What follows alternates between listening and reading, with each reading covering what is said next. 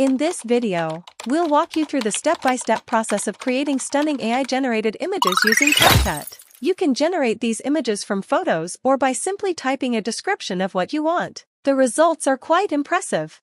To get started, make sure you've got the latest version of the CapCut app installed. When you're ready, open the CapCut app. At the home screen, tap on Expand button on the top right corner of the screen. Find the button Text to Image and tap on it. This will take you to the page where you can start generating AI images with CapCut.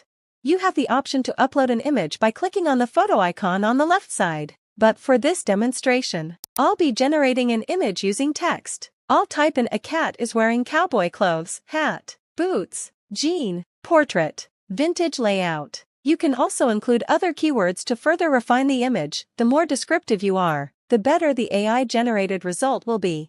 After typing your keywords, click on the Generate button and wait a few seconds or minutes for your image to be created. You can generate between 1 and 4 images at a time, and you can adjust this setting on the right side of the screen. Additionally, you can choose a specific style for your image and tweak other options to customize it further.